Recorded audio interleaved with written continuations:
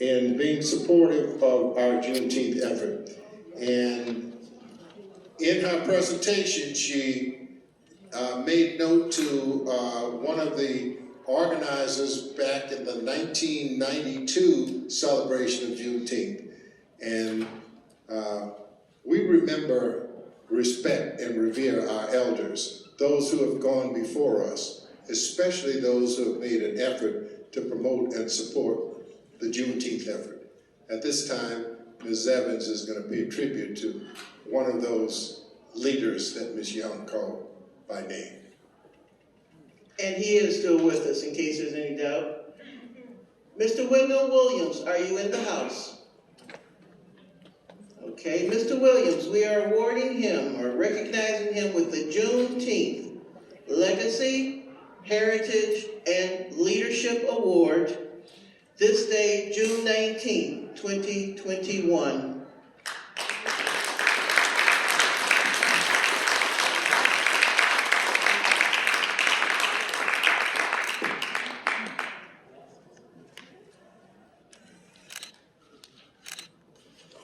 Now, there were two other awards. Is that the last we have, or we have one more, and then I'll tell you about two others that we have presented already earlier this week. We're presenting the Juneteenth Heritage Preservation Legacy Award to Ms. Gwen Walker and the Walker African American Museum.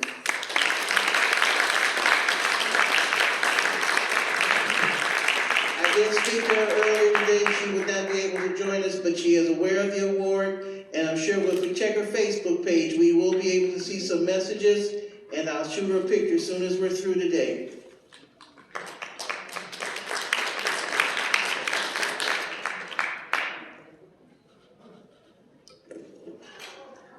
Okay, we've given two other awards out earlier. Last week at our reception, which we kicked off earlier this month, at the beginning of the month, we recognized Catherine Duncan of the Harrison House and the Ward 5 Chamber of Commerce. And yesterday, knowing that she might be just a tad busy today, we gave an award to Diane Pollard, Rainbow Dreams Academy, the Rainbow Dreams Juneteenth group. And we want to make sure that, and in return, I got an award from her. So we want to make sure everyone understands there is enough Juneteenth for everyone. We are not limited to that Juneteenth or this Juneteenth, and we've heard a lot over the years. We don't accept it. We work with each other, we recognize each other, we respect each other. And as you hear us say, all things Juneteenth. Everything that can be documented can go back to Juneteenth. You want to talk about reparations? We cannot have anyone asking for reparations until they recognize there was a civil war and enslavement. So reparation groups, we've opened the door for you. There would not have been a civil rights movement if we were still enslaved. So again, Juneteenth opened more doors than you recognize. There would not have been a Tulsa, Oklahoma without Juneteenth, because 1 year after the Juneteenth date in Galveston, the 5 so-called civilized Indian tribes, Native American tribes, signed treaties. And those treaties freed slaves, the enslaved individuals that they held. And those individuals went on to found 89 different townships, counties, towns in the Western Territories, one of which became Tulsa, Oklahoma. So again, all the stories are woven together. And let me just go back and touch on Illinois, just a touch. I said it earlier, you do not recognize Illinois as a slave territory. However, in 1841, Abraham Lincoln, as an attorney, before he became president, went to the Illinois Supreme Court 3 times to plead the case of Nance Liggins Cosley. And at that time, Nance had 4 children. Her youngest child was a 10-month-old babe in arms named William.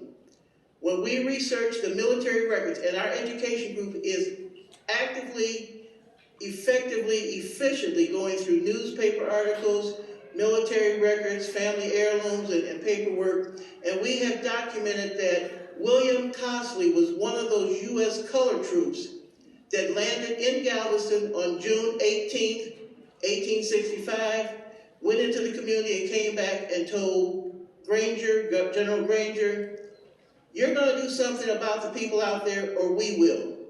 And the people in Galveston, their descendants, now know June 19th, not as Juneteenth.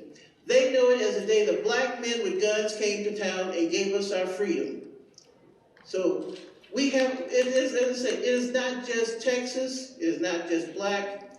Juneteenth is an international entity, and we are finally being recognized.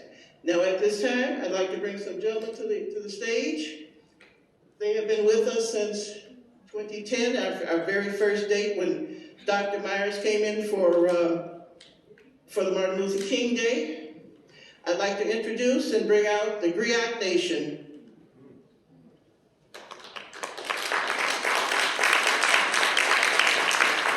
There he is, sir.